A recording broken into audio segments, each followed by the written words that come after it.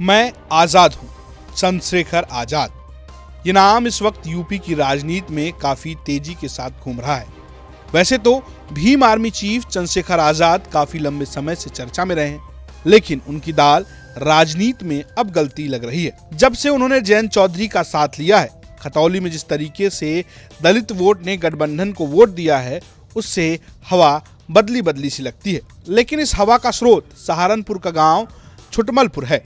गांव के अंदर सीमेंट की सड़कें हैं और बगल में बहती हुई नालियां हैं। इन गलियों में घुसते ही एक लाल रंग का गेट दिखता है। गेट का रंग नया है, लेकिन दीवारें उस तरह ही पुरानी हैं जैसे राजनीति में विचारधारा। इस लाल गेट पर शुभ लाभ की तरह लिखा है भीम आर्मी। ये चंद्रशेखर आजाद का घर है। इस घर से लगा हुआ ही एक शटरबंद कार्यालय भी है। जब बड़े बड़े बंगलों में, हाईटेक बिल्डिंगों में पार्टियों के कार्यालय चल रहे हैं, तब इस शटर के पीछे से भीम आर्मी खुद को संचालित कर रही है। घर के अंदर की तस्वीरें भी कुछ अलग सी हैं। यहाँ बड़ी बड़ी तस्वीरें हैं जिसमें चंद्रशेखर आजाद अपनी मूंछों के साथ दिखते हैं। एक तस्वीर के नीचे लिखा गया है कांसी राम का बेटा। चंद्रशेखर के अलावा तस्वीरों में बहुजन आंदोलन के नायकों की तस्वीर है। भीमराव अंबेडकर से लेकर कांसीराम तक दिख जाते हैं। चंद्रशेखर बताते हैं कि उनके पिता ने उनकी गोद में दम तोड़ दिया था, तभी उन्होंने इस तरफ आने का फैसला लिया था।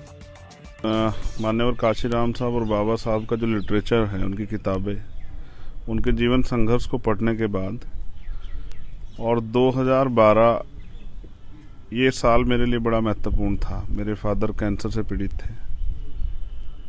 बेटा होने के बावजूद, क्योंकि हॉस्पिटल्स में आजकल बेहतर इलाज अगर आपको चाहिए तो आपको पहचान की ज़रूरत होती है।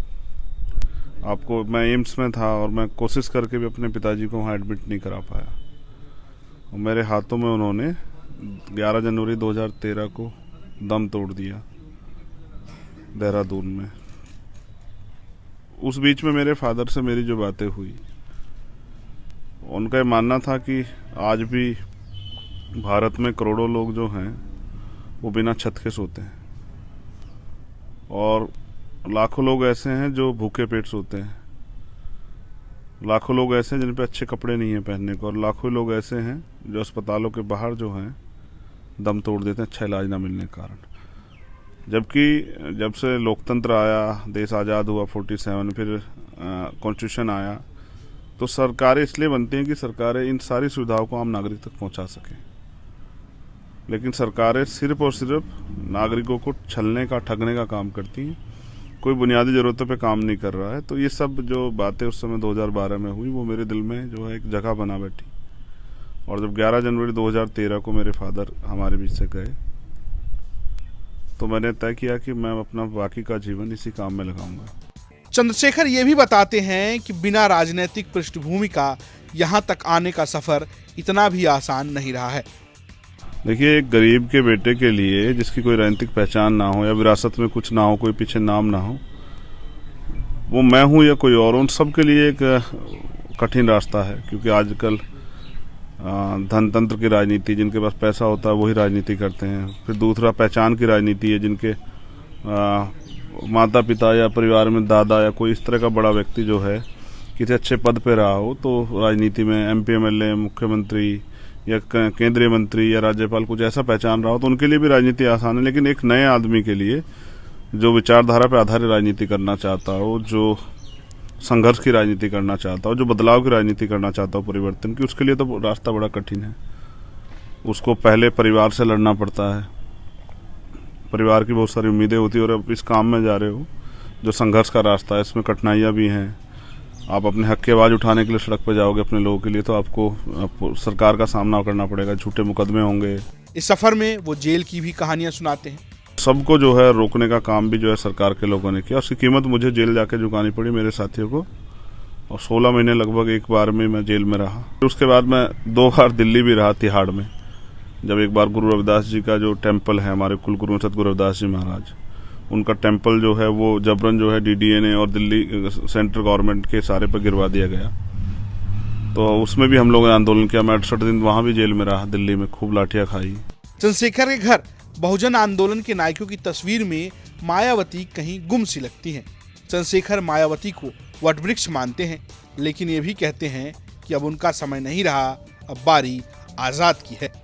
मायावती जी बहुत अच्छे नेता हैं, हमारी बड़ी हैं, पारिवारिक है, मैं उनका दिल से सम्मान करता हूँ।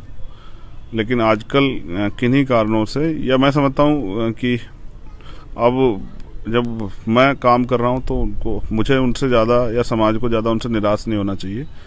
समय समय पे सब लोग काम करते हैं, उन्होंने अपने समय में बहुत काम किया है, आज किन्हीं कारणों से वो काम नहीं कर पा रही हैं। मैं उनकी कोई आलोचना नहीं करना चाहता, उन्होंने जो जीवन का अमूल्य समय था दिया आंदोलन को। लेकिन जैसे कोई भी वृक्ष होता है, एक समय पे आके वो फल देना बंद कर देता है, उसी तरह से आज स्थिति है। और मुझे लगता है कि एक दूसरा वृक्ष तैयार हो रहा है, समाज भी इस बात को समझ रहा है, देख रहा है कि एक नया वृक्ष तैयार हो रहा है। वहीं चंद्रशेखर के गांव के रहने वाले रिजवान बताते हैं कि अब लोग छुटमलपुर गांव को चंद्रशेखर के नाम से जानते हैं, और तो और रिजवान मायावती को चुका हुआ मानते हैं। भाई जैसे हम बाहर जाते हैं, दूसरे अदर जिले में जाते हैं या अदर स्टेट में जाते हैं, तो हमें बड़ी इज्जत की नज़र से देखा जाता है कि कहते हैं भाई कहाँ से आए, कि छुटमलपुर से आए हैं, भाई ये तो चंद्रशेखर आज़ाद का निवास स्थान है। तो हमारे नेताजी जो हैं वो सर्व समाज को लेकर साथ चलते हैं, सबके दुख सुख में खड़े हैं, चाहे वो दिन है चाहे रात हो, चाहे वो अमीर है चाहे गरीब है, वो सबके साथ देते हैं। मायावती ने बहुत साथ दिया, लेकिन पहले दिया, जैसे आने वाले टाइम में, वर्तमान टाइम में मायावती चुप है। किसी भी दुख, मतलब गरीब आदमी के दुख सुख में या सर्व समाज को साथ लेकर नहीं चल पा रहे हैं, और जो हमारे नेताजी हैं वो सर्व समाज को साथ लेकर चल रहे हैं, सबके दुख सुख में खड़े हैं। लंबे समय से संघर्षरत चंद्रशेखर 2022 विधानसभा चुनाव में जमानत तक जब्त करा चुके हैं। अब खतौली के बाद यह तस्वीर बदल पाएगी, शायद इसका जवाब आने वाले चुनाव ही देंगे। सहारनपुर से अनिल कुमार भारद्वाज की रिपोर्ट, यूपी तक।